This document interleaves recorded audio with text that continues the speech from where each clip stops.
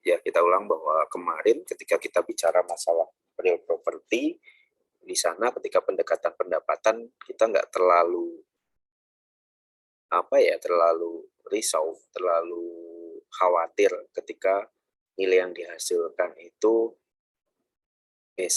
basically dari berapa pendapatan yang dihasilkan dari suatu properti. Tapi ketika kita bicara masalah personal property, di mana suatu properti itu punya nilai yang kadang berbeda dengan untuk satu orang dengan orang lain, untuk pemilik dan pembeli. Nah, ini kadang pendekatan pendapatan untuk properti-properti yang sifatnya personal itu kurang begitu bisa kita terapkan. Nanti kita akan lihat bagaimana misalnya sama-sama misalnya mobil Avanza yang satu punya nilai memori yang tinggi, ada keengganan untuk melepas dengan harga pasar ataupun dengan harga sesuai dengan pendapat yang dihasilkan. Jadi motifnya tadi tidak lagi serta-merta ini karena sama-sama ini maka pendapatannya kita pakai aja NOI-nya langsung kita pakai langsung dapat nilai propertinya gitu. Kita harus hati-hati sekali dalam menerapkan pendekatan pendapatan untuk aset-aset personal property. Artinya kita harus identifikasi benar-benar apakah dia memang sebagai tool saja ataukah memang dia itu sudah mengarah pada properti yang punya nilai khusus, ya.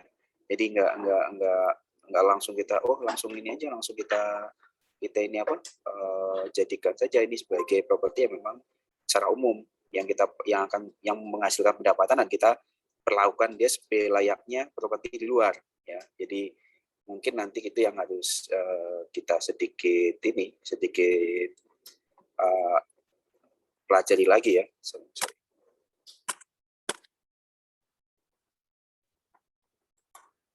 Sedikit permasalahan. Sebentar ya. Saya bermasalah.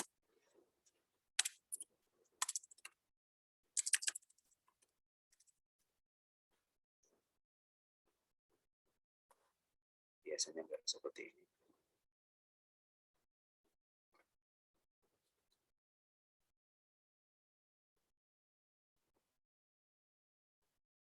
Karena udah saya dipakai nih. Ya, kita kembali ke model pendekatan tadi ya. Coba kita balik lagi ke presentasi. Bahwa kalau di sini kita lihat, maka pendekatan pendapatan itu sebenarnya mengukur proyeksi pendapatan di masa datang. Artinya kita akan mengkapitalisasi seluruh proyeksi pendapatan di masa datang sehingga itu kita tarik menjadi suatu nilai di sekarang ya, diharapkan oleh pemiliknya. Dan makanya tadi saya harus bilang ke adik-adik harus hati-hati sekali untuk personal property dalam pendekatan ini. Jadi penggunaannya itu benar-benar kalian harus memperhatikan ya. Memang benar-benar ini tidak punya nilai yang di luar sebagai tools, tidak ada nilai yang lain apa enggak gitu. Kayak tadi ketika dia berubah menjadi collectible ya, itu akan berbeda ya. Maka pendekatan ini tidak bisa kita gunakan walaupun nanti mungkin ada sewa, ada apa dan sebagainya. Jadi harus hati-hati. Makanya ini juga pendekatan ini tidak digunakan secara luas ya. Karena nanti juga tadi secara umum kalau dia sebagai tools, apakah dalam satu perusahaan tools ini pendapatan ini berasal dari satu jenis properti tertentu atau satu jenis peralatan mesin tertentu. Sehingga nanti kalau kita misalnya punya dua peralatan, dua mobil atau lebih dari satu peralatan, lebih dari satu mobil, ketika ada pendapatan dari suatu usaha kita tidak bisa menisbahkan bahwa ini adalah pendapatan dari mobil A, ini adalah pendapatan dari peralatan A. Ya biasanya nanti akan ada semacam distorsi ya, ada semacam miss dalam penghitungan ya. Ketika kita misalnya punya dua mesin dengan kapasitas yang sama, even dengan kapasitas yang sama, tahun yang sama, misalnya untuk mesin percetakan atau apa, terus kita mengasumsikan bahwa pendapatan 1 juta dari suatu usaha itu cuma murni dari dua mesin tadi. Karena tadi banyak variabel lagi yang kita harus perhitungkan. Jadi kalau pertama tadi adalah isu dengan personal property, ya. Yang kedua adalah kita tidak bisa nanti menentukan ya, benar-benar ketika kita punya dua mesin dalam suatu usaha kita, apakah ini adalah pendapatan mesin A atau mesin B. Ya, makanya itu yang harus diperhatikan. Dan kalau produksi itu tidak serta-merta misalnya, ini cuma dari percetakan A, karena mungkin ada juga tools lain yang kita pakai. Misal apa? Misal di sana ada peralatan komputer yang kita pakai untuk administrasi dan sebagainya. Pasti ada perannya juga dong gitu kan. Makanya untuk pendekatan pendapatan nanti kita akan belajar di sana, hanya sedikit sekali yang kita bisa pakai, nggak terlalu luas. Nah, tapi tetap saja ketika kita bicara dengan penilaian, kalau kita tepat ya menggunakan satu pendekatan, maka kita bisa menghasilkan suatu opini yang bagus juga. Jadi nggak selamanya bahwa ketika pendapatannya itu adalah pendapatan terus kita nggak, oh ini karena susah kita nggak usah gitu. Untuk properti tertentu mungkin akan bisa kita terapkan. Ya. Untuk properti tertentu kita akan terapkan, bisa terapkan untuk model seperti ini. Tapi untuk yang lain mungkin tidak serta-merta langsung oh kita pakai ini. Gitu. Seperti tadi dalam kemarin saya berikan contoh kalian, saya bebas ya untuk soalnya itu menggunakan pendekatan apa saja. Ya. Kan lihat aja nanti di sana, oh ini ada ini, asumsinya bebas buat kalian juga, asumsinya bebas. Yaitu kenapa nanti jadi unik, satu orang dengan orang lain nggak mungkin akan berpikir sama untuk satu soal yang saya berikan. Nomor absen 1 sampai 10, 11 sampai 20 itu harusnya tidak ada yang seragam, karena asumsi dasarnya pasti kalian akan berbeda-beda. Dalam langkah-langkah dasar untuk pendekatan pendapatan, maka pertama kita harus mengidentifikasi manfaatnya, harus kas dan proyeksinya. Ya, maka kita harus melihat proyeksinya seperti apa. Dan nanti kita tahu pasnya pakai apa sini gitu. Terus kita harus tentukan misalnya waktu dan masa manfaat di masa depan. Kita perkirakan berapa tahun ini aset ini akan bisa dipakai. Ya. Terus terkait dengan cost-nya, beban terkait dengan pendapatan tertentu, itu juga harus kita tentukan. Kalau misalnya kita ada beban operasional, ya ini lebih kemana? Lebih kalau kita lihat ke langkah-langkahnya, langsung harusnya jadi langsung paham, oh ini kayak DCF dong gitu ya.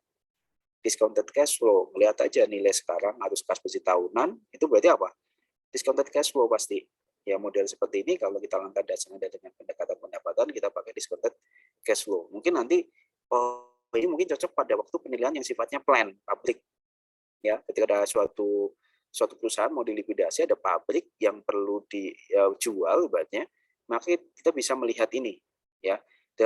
Dalam kasus di mana pabrik itu sebenarnya bisa dioperasikan lagi.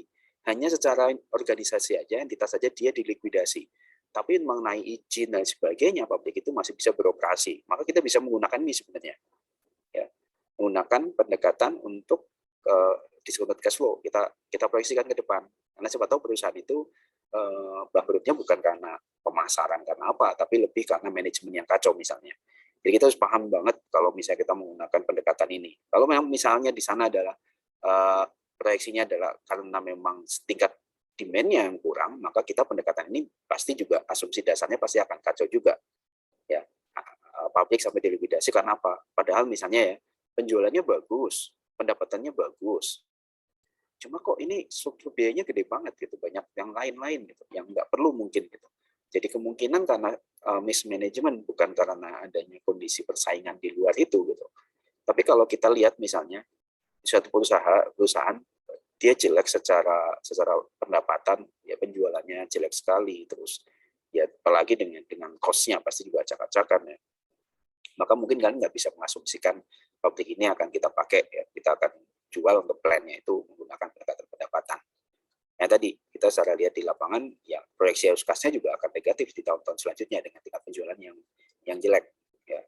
Jadi itu yang mungkin itu yang mungkin kita harus pahami dulu pada waktu pertama kali kita melakukan analisis terkait dengan kondisi dari aset yang akan ini. Jadi kalau lihat di sini discounted cash flow, oke.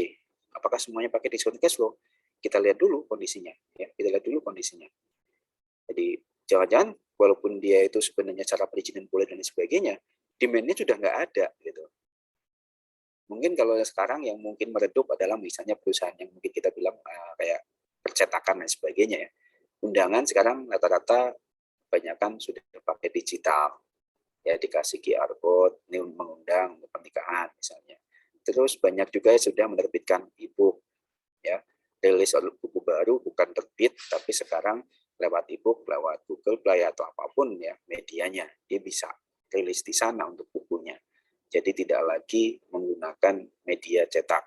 Ya, itu mungkin sudah sunset mulai ya, usahanya udah mulai sunset. Nah, itu yang mungkin kalian nanti harus melihat pasarnya seperti apa nih. Jadi masing-masing harus masing-masing unik analisisnya. Ya. Pengaplikasinya gimana sih ketika pendekatan pendapatan ya? Maka tadi ya pengetahuan terkait teori dasar keuangan, ya, yang teori khasnya untuk aktual institusi tertentu, ya berarti kita harus cari apa? Cari benchmarking terhadap industri yang sejenis. Ya. Terus kita juga tidak bisa menerapkan model universal ya, universalnya terus langsung kita pakai, itu nggak bisa. Nah, kita membuat tadi benchmarking atas yang sejenis. Jadi teori modelnya juga kita harus pahami ya. Nah, untuk pendekatan pendapatan memang biasanya untuk yang sifatnya penyewaan dan sebagainya ya. Tapi ini juga misalnya, oh kalau sewa kendaraan gimana, pakai ini apa enggak? Kalau saya lebih cenderung enggak. Walaupun ada ya sewa-sewa kendaraan, ada model-model tertentu disewakan banyak ya, tapi kecenderungannya saya tetap saja menggunakan data pasar ya, untuk melakukan pendekatan ini. Jadi secara teoretik memang dimungkinkan untuk melakukan penilaian dengan pendekatan data pasar, pendekatan pendapatan ketika dia itu mobil atau apa yang kendaraan yang disewakan, tapi secara praktek saya jarang sekali menggunakan itu. Lebih ke mana? Ya udah langsung ke pendekatan data pasar saja, nggak perlu pakai pendapatan, ya nggak perlu pakai pendapatan survei harga sewanya, terus pakai JIM ya, terus ketemu kapitalisasi. Kadang biasanya nggak valid kadang, karena satu usaha dengan usaha lain ada yang misalnya tarifnya yang ini mahal, yang ini murah gitu. Ya kita bandingkan terus bikin JIM-nya seperti apa, dan kadang tarif harian, tarif bulanan, tarif tahunan itu berbeda. Gimana cara merata-ratakan kita pakai tarif harian, tahunan, bulanan, mingguan seperti apa? Ya. Jadi kalau misalnya itu ya tarif tahunan, tapi kalau kita pakainya angka di tarif harian dikali 365 hari misalnya kan nggak pas juga ya. Yang tahunan pasti lebih murah, yang bulanan lebih mahal daripada yang tahunan kalau hitungnya hari. Ya. Terus di sini diperkenalkan sebenarnya biasanya dipakai ada dua ya, yang umum dipakai di dua. Yang pertama di gross income multiplier tadi, dari kita melihat sewanya. Yang satunya lagi DCF, ya, discounted cash flow. Ya, jadi kalau yang gross income multiplier tadi yang disewakan biasa pakai ini. Kalau yang DCF untuk yang misalnya apa? Yang pabrik ya, plan. Cenderungannya di sana. Ya, yang plan itu biasa ya kalau kita mau ya pakai itu paling enak karena kita secara perusahaan jadi pabrik itu secara perusahaan secara usaha menghasilkan berapa. Nah, dalam perusahaan itu ada aset-aset yang mana aja. Nanti kita bisa perkirakan. Makanya ini modelnya discounted cash flow. Kalau discounted cash flow kayak menilai apa? Ya kalau kita misalnya tinggal cash flow ya kayak menilai kayak suatu usaha, cuma kita keluarkan yang namanya initial outlay-nya ya. Jadi initial outlay kita nggak masukkan, tapi kita langsung melihat proyeksi arus kas ke depan ya. Selama mesin itu ada, kita tahu di sana nilai terminasinya, tarik ke nilai sekarang, present value, dapat kita nilai sekarang. Nilai sekarang dari mana? Dari usaha tadi. Nah, kalau dapat mesinnya di mana? Aset-aset di luar mesin dikeluarin dulu. Misalnya di dalam usaha itu ada kendaraan, ada apa ya. Kita keluarkan dulu juga ya, kendaraan, mungkin komputer yang tidak terkait dengan plan. Tapi kalau itu dijual dalam satu kesatuan ya berarti masuk ya. Ya, berarti masuk, berarti peralatan mesinnya itu nggak cuma plan, tapi juga ada kendaraan di dalamnya, ada mobil, motor, kalau dia memang sifatnya likuidasi dari suatu usaha. Jadi peralatan mesinnya kita nilai sekalian, include embedded, ya, pabrik, mobil, semua peralatan yang ada di situ. Ya. Makanya tinggal nanti permukaannya seperti apa. Sebenarnya nggak banyak kalau kita bicara ini, karena memang secara teori sangat terbatas ya ketika kita menggunakan ini. Nah, nilai aset atau kelompok aset diasumsi dari suatu entitas yang berjalan di tempat dan digunakan menggunakan suatu asumsi penggunaan tertinggi terbaik. Itu pertama ya, kita harus bisa mengasumsikan itu masih berjalan ya. Masih dipakai nanti ke depan. Sepanjang nanti aturannya bilang bahwa ini tidak bisa dipakai lagi, maka kalian harus melihat kos-kos yang timbul ketika itu nggak dipakai lagi. Maka pendapatannya harus positif tadi ya. Kalau dibilang nanti kalian mau menggunakan pendekatan pendapatan, tapi cash flow-nya dari laporan keuangan aja sudah decline, kelihatan penurunan, sisi demand tidak mendukung, sisi demand-nya nggak mendukung, ya jangan pakai ini gitu. Nah, itu juga nanti ketika ada perkiraan-perkiraan misalnya tidak bisa diusahakan di satu atau tidak bisa dioperasikan di satu tempat dan harus dipindahkan, berarti harus menghitung juga terkait dengan biayanya nanti. Ya. Jadi walaupun memang sangat Kalau misalnya plan dipindahkan itu kan ya biasanya berat banget ya. Artinya usaha-usaha yang sifatnya butuh pabrik ya dipindahkan gitu. Kita biasanya ya, waduh, penilaiannya pakai apa? Ada satu ini itu sendiri. Jadi ini sangat terpengaruh ketika kalian menilai tidak lempeng ya, nggak lempeng bahwa oh ini pakai ini, hotel ini pakai ini, ya udah, tanpa melihat bahwa ini usaha bisa dijalankan di tempat itu nggak, in situ nggak. Kalau in situ ya nggak bisa kita. Kalau misalnya harus dipindahkan kita nggak bisa nilai seperti ini. Tapi kalau misalnya tetap dengan posisi awal dan tetap bisa dijalankan atau dilanjutkan dan sisi demand-nya juga memang masih ada, maka kita bisa. Maka syaratnya tadi apa? Cash flow-nya harus positif. Nah, untuk gym maka ya ini aman ya, maksudnya sama ya dengan properti, bahwa kita nyari data terkait dengan sewanya ya. Jika dapat sewanya dapat, maka kita ketemu gymnya, maka value-nya ya tinggal lihat gross income-nya dikali dengan gym ya. Jadi di penghitungan apa itu efektif gross income, nanti kalian harusnya belajarnya di dalam pendapatan yang secara umum. Kemarin mungkin di penilaian properti dasarnya harusnya sudah dapat ya penghitungan untuk yang gross income seperti apa. Ya. Jadi pendapatan potensial itu apa sih gitu. Nah, itu yang harus kalian tahu.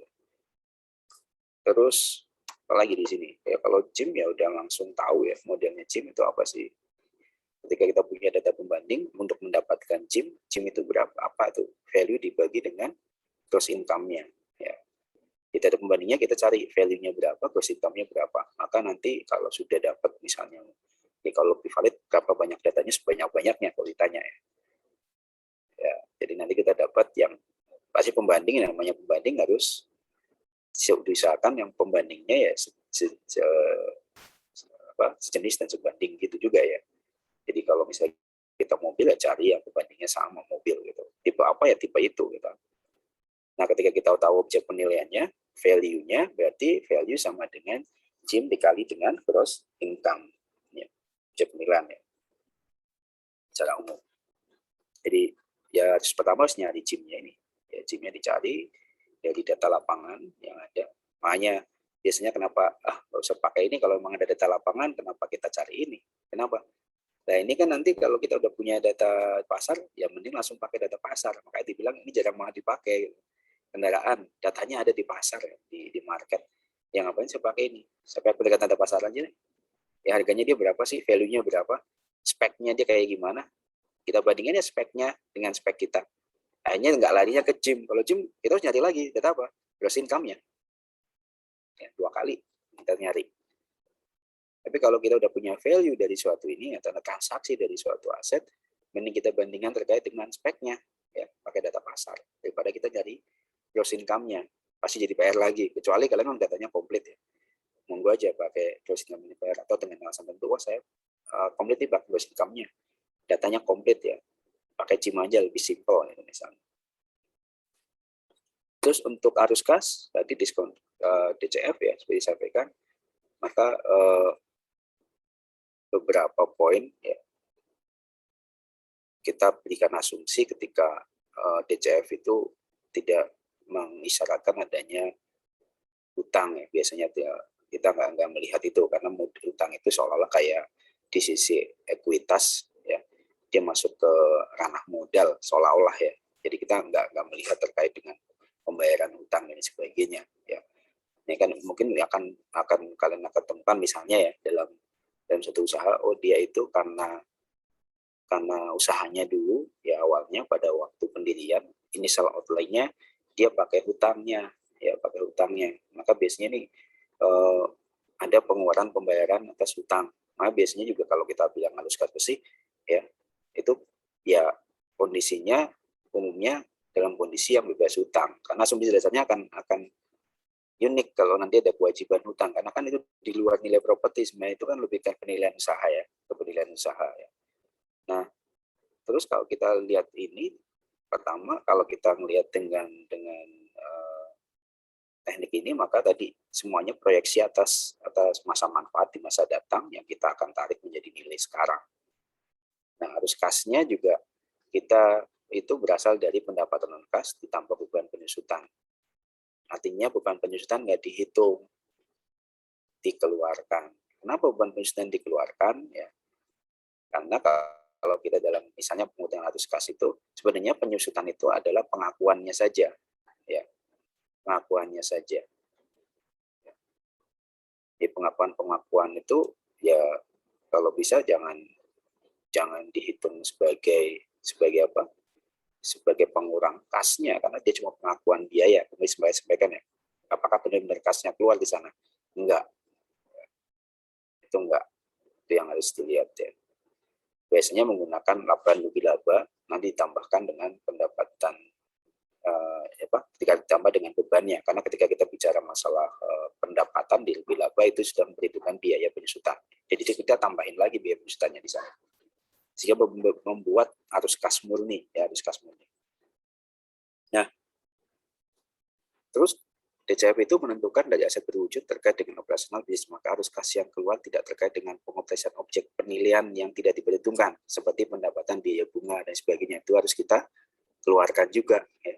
Kalau ada biaya bunga dan sebagainya, pembayaran klaim asuransi, penerimaan atas penjualan aset, ya kita hilangkan, karena benar-benar operasional dari suatu usaha. Bayangkan kalau misalnya usaha itu ya terkait dengan penjualan modal usaha, misalnya pembuatan sapu ya, buatan sapu yang plastik itu kan berarti kita lihat HPP-nya berapa, itu biaya yang terkait dengan asetnya ya. HPP-nya berapa, penjualannya berapa, kita dapat pendapatannya di sana. Jadi pokoknya sapu dan lain sebagainya berapa, terus dapat penjualan, maka itu dapat, setelah itu kita hitung, nanti ada arus kasnya. Nah, misalnya terkait dengan ada kita nabung di bank, ada bunganya, ya kita harus keluarkan. Kita bukan penilaian usaha di sini, ada pilihan properti ya. Ada ternyata kita punya asuransi, dapat pendapatan klaimnya, diasuransikan, itu juga harus kita keluarkan. Nah, untuk CCF sendiri, proyeksi ke depan itu bisa pertama menggunakan arus kas yang sudah pernah ada di masa lalu. Itu juga kita bisa melihat juga terkait dengan benchmarkingnya untuk struktur pendapatan dari perusahaan-perusahaan sejenis ya. Kita bisa lihat masih akal enggak gitu, jangan-jangan kita dapat laporan keuangan yang sudah di kosmetik ya, udah diolah, terus pastikan itu. Terus memperhitungkan juga terkait dengan pendapatan mesinnya akan dinilai, berarti harus mempelajari laporan keuangan, kapasitas mesin ya, produksinya seperti apa, angka penjualnya seperti apa, perhitungan terus sisa umur ekonomis dari mesin dan peralatan, perkiraannya sampai kapan dia bisa beroperasi mesin itu. Nah, untuk biaya, berarti kita bicara biaya bahan baku, operasional, berarti tenaga kerja, pemeliharaan, listrik, ya, depresiasi, walaupun depresiasi itu nanti juga akan kita keluarkan, karena memang kita akan melihatnya adalah realnya, ada penjualan, ya, maka tadi kita juga melihat ada overhead. Nah, ini lebih rumit, makanya dibilang ini mungkin lebih enak kalau kita jangan penilaian DCF itu menggunakan cuma penilaian yang sifatnya kayak mobil apa gitu. Ini lebih ke plan ya. Plan untuk suatu pabrik ya. Selanjutnya di sini untuk diskonto, maka kalian bisa menggunakan beberapa ya, ada pakai summation method, bond investment method, ini biasanya dia udah langsung diberikan nanti kalau kita ada tugas. Nah, ini modelnya seperti apa sih ya. Nah, kalian belajarnya karena di sini bukan untuk belajar ini, kalian belajar di kuliah lain terkait dengan penghitungan kepentingan bond investment ya. Terus capitalization rate seperti apa penghitungannya ya. Jadi kita enggak karena ini cuma satu pertemuan, nanti kita akan bedah satu persatu ya. Jadi ini memang lebih ke mereview apa yang sudah kalian pelajari di kelas-kelas sebelumnya harusnya ya. Sampai dengan data pasar terkait dengan tingkat diskontonya, ada bisa pakai beta industri dan lain sebagainya ya. Ada bisa pakai risk free rate segala macam, itu juga bisa dipakai dalam penghitungan untuk kapitalisasi. Ini lebih mendekati, saya bilang ini lebih mendekati pendekatan usaha, nilai usaha. Nanti juga kita bisa menghitung nilai sisa atau nilai akhir dari suatu aset di tahun terakhir tersebut kira-kira berapa. Jadi nilai akhir bisa pendapatan setahun, setelah tahun proyeksi dengan baik dengan tingkat kapitalisasi. Ya, terminal value-nya bisa pakai itu.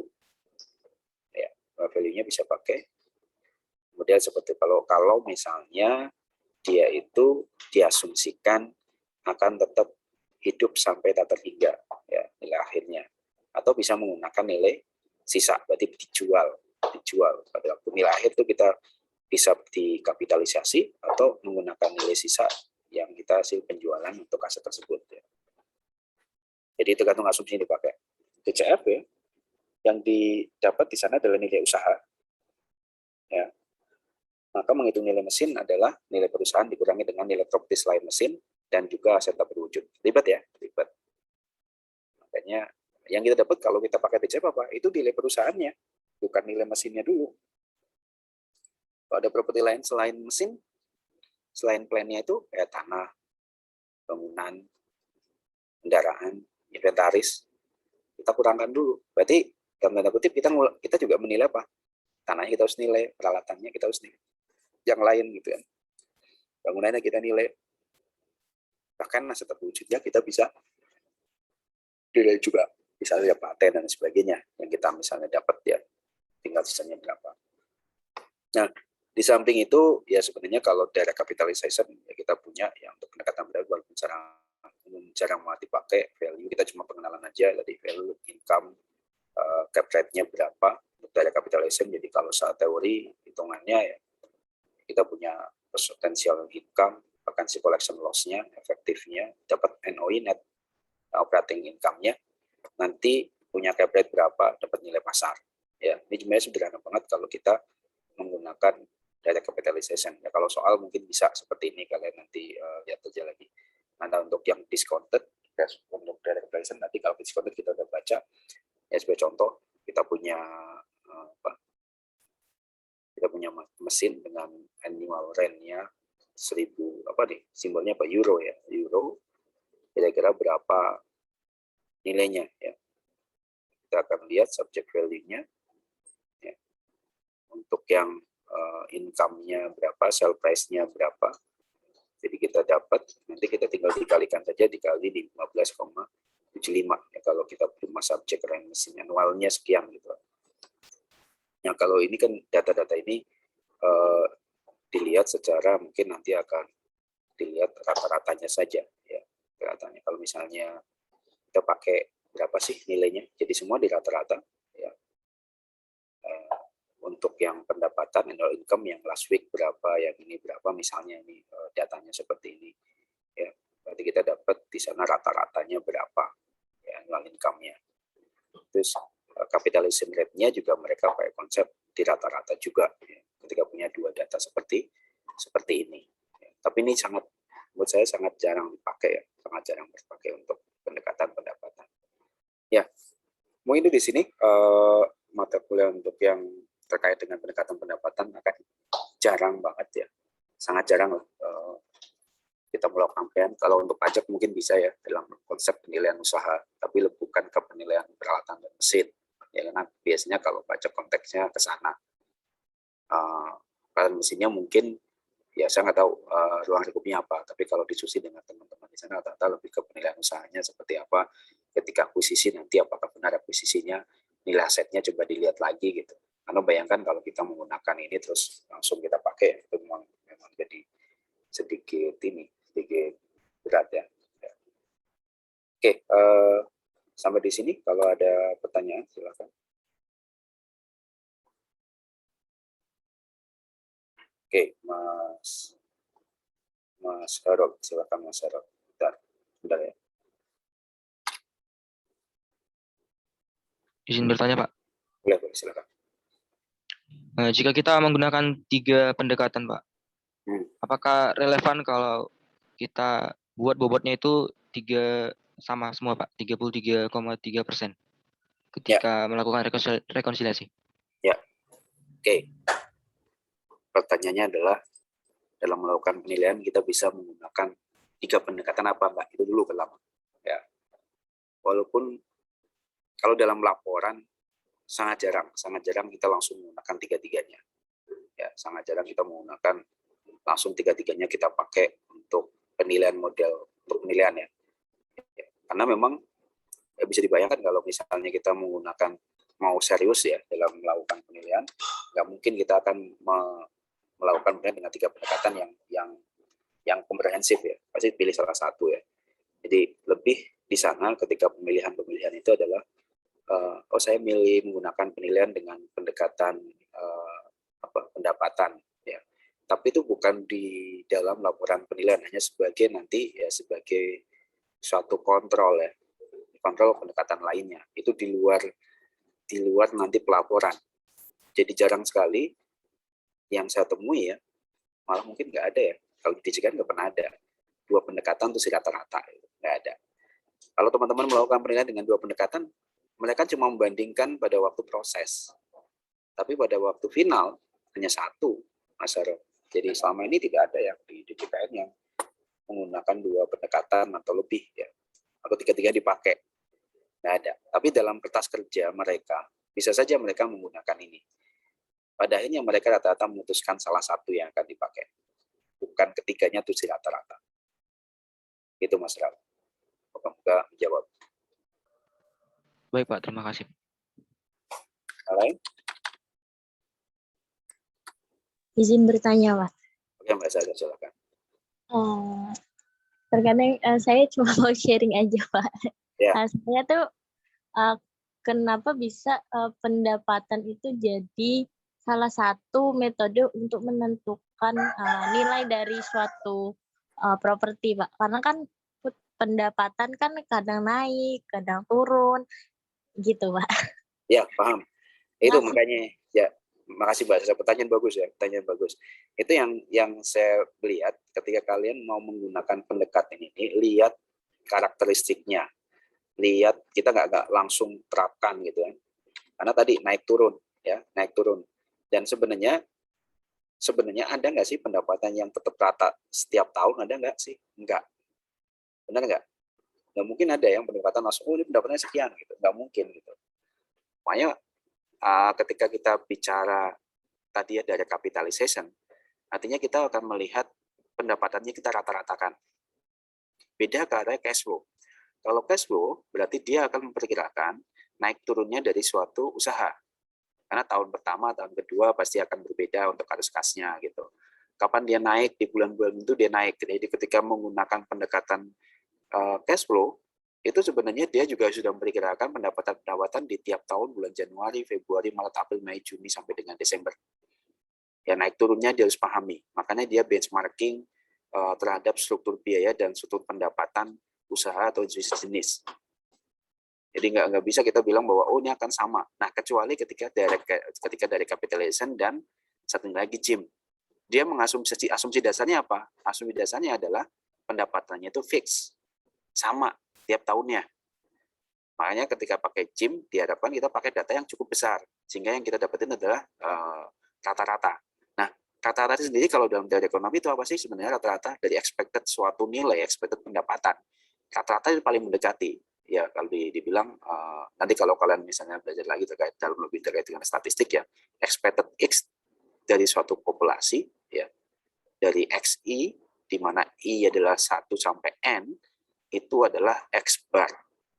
Maka ketika kalian punya pendapatan yang berbeda-beda, expected dari fix pendapatannya adalah pendapatan rata-rata. Contoh yang di sini kelihatan ya, bahwa di sini kelihatan bahwa pendapatannya berbeda-beda sebenarnya sih annual income-nya ya 800, 1.200. Mungkin di tahun ketiga, tahun keempat ada lagi nih, beda lagi nih, ada datanya yang lain lagi. Ada 1.300, 1.400, berapa lah. Tapi dia akan membuat rata-rata. Jadi rata-ratanya aja berapa di sini? Oh, rata-rata yang pertama ini dapat ya untuk annual income-nya 800 tambah 1.200 dapatnya 1.000. Bagi 2 ya. Kalau kita punya data 3 gimana? Ya bisa gitu. Nah, kita juga punya data dari capitalization-nya. Kalau ngelihat ya, annual income-nya sekian, dia sales price-nya adalah 530. Berarti dia itu capitalization rate-nya berapa? Oh, 15,1. Ini 300, ini. Jadi dia akan membuat rata-rata di sini. Nanti kita lihat range-nya kita berapa. Ya. Jadi ini juga akan kita lihat ke bawah ya, untuk melihat apa rata-rata dari suatu pendapatannya. Mesin kita juga sebenarnya mungkin bukan 1.000, mungkin dia gradual terus gitu ya. Ini data-data yang harusnya ke bawah masih ada 1, 2, 3, 4, 5, 6. Ini untuk menentukan tingkat kapitalisasinya. Ya, tingkat kapitalisasinya. Ini sama kayak apa sebenarnya ini? Sama kayak JIM misalnya, tapi dibalik. ya. Data capitalization itu sebenarnya sama kayak gym, hampir sama kalau bilang. Tapi nanti kalau kalian belajar lagi, bedanya di apa sih gitu? Oh, ternyata kalau yang satunya itu dari sewa, yang ini lebih ke annualnya, annual dari rent. Ini juga sama gitu. Jadi sebenarnya kalau konsep gym kapitalisasi itu cuma dibalik aja sebenarnya. Kalau gym pengali kapitalisasi biasanya berapa nilainya? Seper dari gymnya biasanya. Makanya kita nggak bilang oh sekian, nggak kayak gitu kan. Jadi contoh yang di sini adalah ketahuan bahwa saya punya mesin dengan pendapatan 1.000. Nah, ada satu data di sini dapat kapitalisasinya, sell price-nya 5.300, annual income-nya 800, maka saya punya capitalization rate-nya 15,1. Untuk yang kedua, 7.300 dengan pendapatan 1.200, maka nilainya berapa? Capitalization-nya 16,4. Jadi memang penyederhanaan. Capitalization itu hanya di ranah teori biasanya, jarang banget kita pakai praktek ya. Karena dia harus mengasumsikan pendapatan rata tiap tahun sampai tak terhingga. Capitalization rate kan kayak gitu. Ya, apakah mesin sampai tak terhingga? Ya kemungkinan enggak. Makanya itu biasanya yang lebih cocok pakai cash flow. Cash flow sendiri harus hati-hati. Kita harus lihat tadi, harus kasnya harus positif, ya. Terus dia itu punya data-data terkait dengan laporan keuangan tahun sebelum-sebelumnya, karena kita memproyeksi tahun depan sampai dengan masa manfaat dari mesin itu berakhir. Jadi gitu Mbak Sasa ya. Ya memang nggak ada pendapatan yang sama tiap tahun, nggak ada. Makanya kita pakai asumsi-asumsi ya. Penilaian kan juga, tools-nya juga di sana. Yang lain ada... Pak, terima kasih Pak. Oke, yang lainnya? Izin bertanya Pak. Boleh, Mas Adrian. Silakan Mas Adrian. Ya. Saya izin bertanya Pak, jadi kalau misalkan ada personal property atau properti yang dinilai yang bisa digunakan, misalkan sama-sama kesediaan datanya lengkap untuk dilakukan pendekatan pasar dan pendekatan pendapatan. Nah, biasanya penilai itu lebih prefer ke data pasarnya atau sebenarnya bisa dibilang kepercayaannya 50% sama-sama terpercaya gitu Pak. Ya, terima kasih Pak. Begitu. Ya, ini pertanyaan udah menjebak karena 50-50 fix banget ya. Ini di dunia teori aja gitu. Kita bisa 50-50 ya. Tapi sebenarnya gini, penilai itu punya sense sebenarnya. Ketika kalian melakukan penilaian, the sense. Ini secara umum dia itu ketika kita punya data pasar yang cukup banyak. Satu lagi kita punya pendapatan dan sama-sama menurut Anda reliable. Kalau tanya ke saya pakai data saya pakai yang mana? Saya lebih ke data pasar. Kenapa? Walaupun pakai pendapatan, tadi kalau dilihat langkah-langkahnya rumit nggak? Banyak hal yang bisa miss nggak? Iya. Kenapa? Ya tadi kita harus memperhitungkan nilai-nilai lain juga. Nilai apa? Nilai tanahnya, ya, nilai bangunannya. Karena yang didapatkan ketika kita pakai pendapatan, kecenderungannya apa? Nilai satu usaha. Berarti walaupun kita mungkin miss, mungkin kita firm dalam DCF-nya, ya mungkin kita nanti bisa kesandung di dalam penilaian tanahnya, penilaian bangunannya. Nah itu harus hati-hati teman-teman ya. Jadi kalau misalnya ini Pak, tapi ini benar-benar 50-50 Pak, gitu. Ya saya kalau bilang 50, saya pakai data pasar. Kenapa? Risikonya lebih rendah. Saya hanya melakukan penilaian atas aset saya, nggak perlu melakukan penilaian tanahnya, nggak perlu melakukan penilaian bangunannya. Gitu.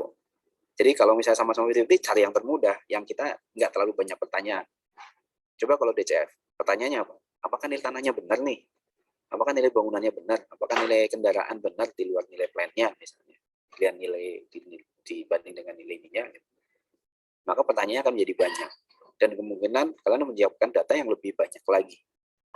Nah, kalau seperti itu, 50-50 ya, posisinya 50-50, ini teori juga 50-50. Maka saya lebih pilih, sama-sama benar nih Pak. Ya, saya lebih pilih apa? Saya pilih data pasar. Karena pertanyaannya pasti cuma, benar nggak asetnya sebanding dan sejenis misalnya? Benar nggak penyesuaiannya? Lebih ke sana. Nah, kalian nilai tanah juga ditanya lagi. Ini tanah dinilai dengan pendekatan apa? Data pasar. Benar nggak pendekatan data pasar yang dipakai? Sebanding sejenis nggak gitu?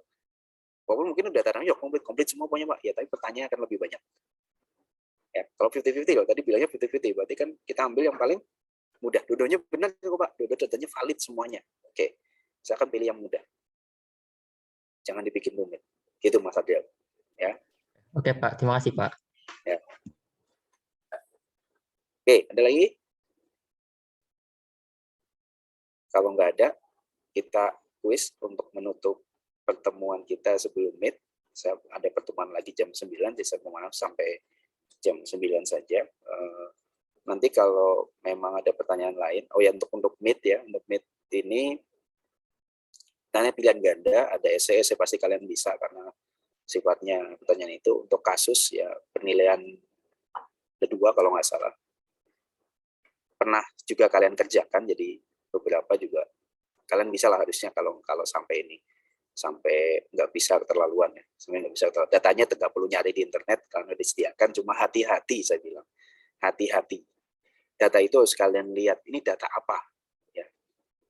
Jangan langsung dikerjakan, dilihat dulu datanya. Ini data apa sebenarnya kayak kemarin ya, contoh misalnya ada yang langsung beragam sebagai ini data year on year tapi langsung dipakai gitu, misalnya kayak gitu. Tapi ini bukan, ya bisa aja kayak gitu, bisa aja enggak gitu. Tapi nggak bisa langsung kalian pakai itu dianggap sebagai data inflasi. Paham ya? Jadi lihat dulu wajar enggak misalnya gitu, kewajarannya, masa sih inflasinya sekian gitu, berarti itu bukan inflasi, itu apa kira-kira gitu misalnya. Jadi kalian lihat apakah cuma itu adalah akumulasi inflasi, apakah itu memang sudah dihitungkan atau yang lain ya. Untuk pilihan ganda itu sih sebenarnya sudah ini ya apa, semua jawabannya ada di sana, nggak ada yang susah sebenarnya. Apalagi kalau kalian open book ya, open book berarti kalian bisa melihat ya. Saya nggak berprasangka buruk, tapi memang karena sifatnya open book harusnya bisa dicari, cuma tinggal kecepatan kalian saja nanti. Mungkin keterbatasnya di waktu sebenarnya. Ya, siapa tahu nanti kalian nggak bisa atur waktu sehingga waktunya kurang. Ya, waktunya kurang. Saya percaya sih kalian bisa. Soal essay juga beberapa sudah saya tekankan di beberapa pertemuan. Nah, ini latihan soal pun kita kuis juga sama. Kuis itu juga beberapa ada yang masuk ke dalam soal ya. Nah, saya cuma kasih waktu untuk kuis cuma 5 menit, 25 soal. Kalau secara waktu pasti kurang. Secara waktu kurang. Jadi kalian fokus ke ngerjain sendiri-sendiri aja karena soalnya ngacak. Kita pakai aplikasi ya. Kalau ada kesulitan nanti aksesnya langsung sampaikan ke saya. Kalian cari koneksi yang paling bagus. Kalau pakai HP, kalau pakai apa yang lain juga nggak ada masalah ya. Saya coba untuk kuisnya. Bentar, saya siapkan.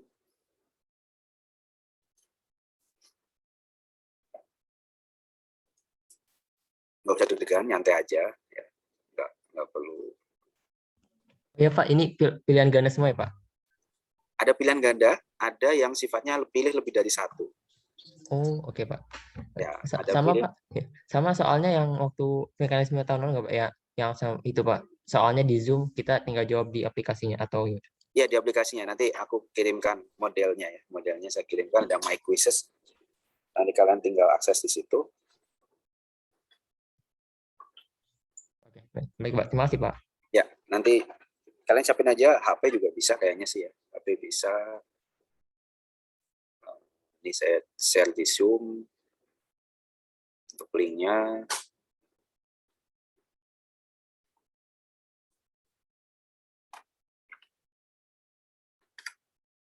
Ya, tampilannya saya share juga. Bentar.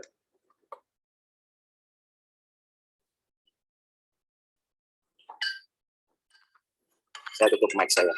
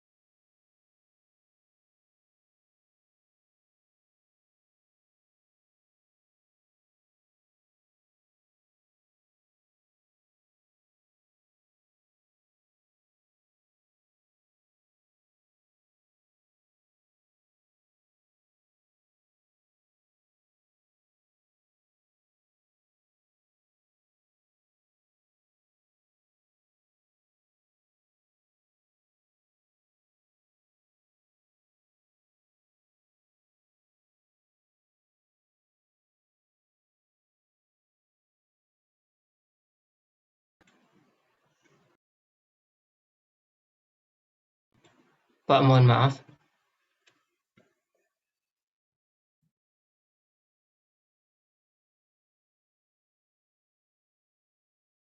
Mohon maaf, Pak. Soal saya kok berhenti ya, Pak?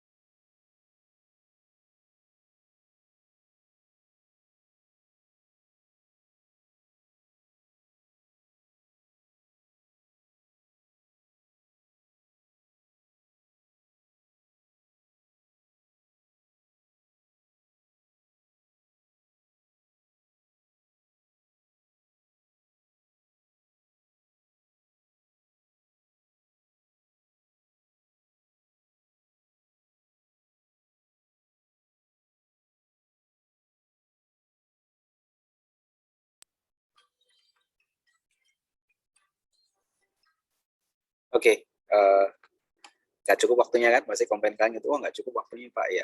Nanti kita akan naikin, itu akan sering saya pakai dengan tambahan-tambahan soal, 25 mungkin nanti jadi 30, ya 31, jadi berapa gitu. Ini kalian akan mengerjakan soal yang sama terus-terus, jadi kalian pemahamannya masuk ke sana ya. Nanti ke depan juga mungkin menggunakan soal yang sama, yang sudah mengerjakan kan lebih enak lagi ya. Jadi kalian belajar dari kesalahan yang sudah ya. Oh kemarin saya jalan jawab ini, waktu juga nanti ke depan saya akan tambahin lagi jadi berapa gitu. Saya ingin melihat aja kalian gimana proses pembelajarannya ya. Jadi ini nggak cuma satu kali kuisnya, nanti di beberapa kali di setelah meet juga akan saya berikan dengan soal yang sama sebenarnya ya, soal yang sama nanti ya. Nanti tapi nggak mungkin kalian akan sempat kayak kalau bisa mengerjain ya sempat akan screenshot atau apa ya. Oke, sampai di situ pertemuan kita ya. Nanti kita di pertemuan selanjutnya berarti 2 minggu setelah ini atau 3 minggu setelah ini. Saya harap di Meet, saya minta pada adik-adik kerja dengan jujur ya. Gak usah lah nyatakan diri ya, soal yakin sama diri sendiri. Itu pesan saya. Saya sangat nggak senang sebenarnya untuk bikin DO orang, kecuali kalau orang yang minta itu.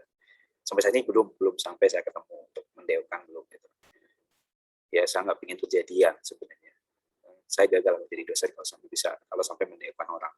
Artinya nilai yang saya tanamkan nggak masuk ke adik-adik.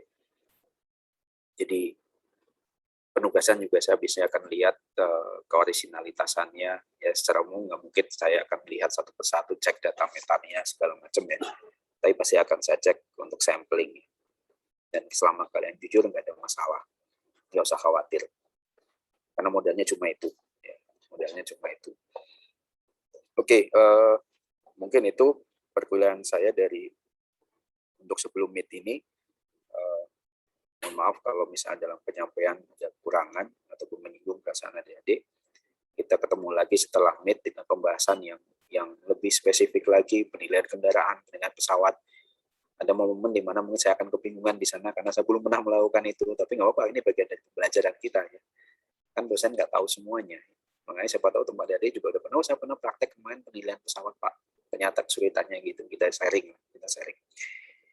Oke, karena saya sudah tunggu di room sebelah juga, saya mohon maaf untuk kali ini sampai dengan hari ini. Tapi sebelum itu, saya ingin absensi untuk di portal. Saya ingin ngecek, takutnya nanti ada bermasalah lagi. Yang belum absen, ini Mas Jeremy, hadir nggak Mas Jeremy? Hadir, Pak. Hadir. Terus Mbak Priyanggita, Mbak Gita, hadir.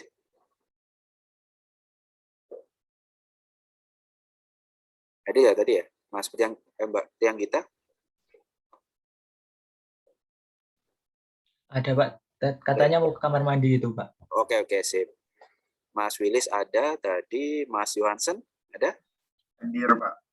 Oke, berarti tidak ada yang absen hari ini. Saya simpan preferensi, ini saya sudah simpan ya, nanti kalau ada kesalahan lagi kasih tahu ke saya lagi. Oke, terima kasih Adik. Sampai di sini untuk pertemuan kita sebelum Meet.